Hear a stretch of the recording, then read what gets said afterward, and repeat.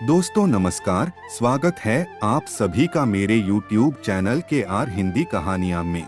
रामकिशन अपने छोटे से झोपड़ी नुमा घर में उदास बैठा था। 15 दिन पहले लॉकडाउन होने पर 300 किलोमीटर पैदल चलकर घर पहुंचा था।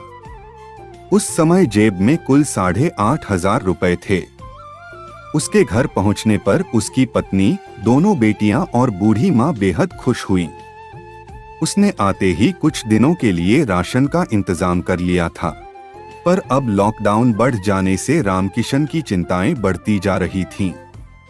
पत्नी ने उसे हिम्मत बंधाते हुए कहा, क्यों न हम यही अपने गांव में कोई छोटा मोटा काम शुरू कर लें। दाल रोटी का जुगाड़ तो हो ही जाएगा। पत्नी की बातें सुनकर रामकिशन की आंखों में चमक आ गई। अपने गांव में रहकर काम करने से अच्छी तो कोई बात हो ही नहीं सकती। पर अब सवाल यह था कि किया क्या जाए। दोनों पति पत्नी ने खूब सोच विचार किया।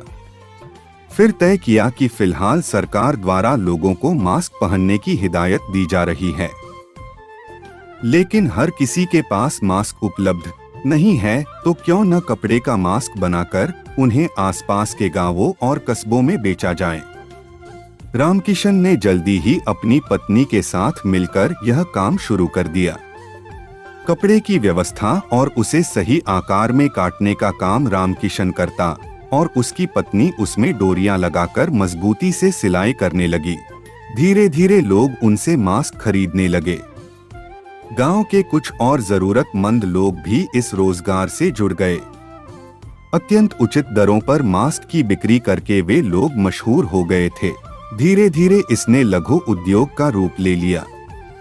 गांव में रहकर गांव में ही जीविकोपार्जन हेतु अब धीरे धीरे समूह बनने लगे थे, जैसे कि साबुन उद्योग, अचार पापड़ उद्योग, गलीचा व कारपेट उद्योग, रंगाई छपाई उद्योग, मसाला उद्योग आदि। देखते ही देखते गांव के अन्य लोगों को भी आशा की किरण दिखने लगी थी।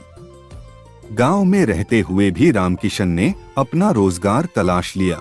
कहानी सुनने के लिए धन्यवाद। दोस्तों, कहानी कैसी लगी बताइएगा जरूर। यदि आप मेरे चैनल पर नए हैं तो चैनल को सब्सक्राइब करें और घंटी वाला बटन जरूर दबाएं ताकि आपको आने वाली नई कहानी की नोटिफिकेशन मिल सके। कहानी अच्छी लगी हो तो लाइक और शेयर करना मत भूलना। मिलते हैं नई कहानी के साथ। नमस्कार।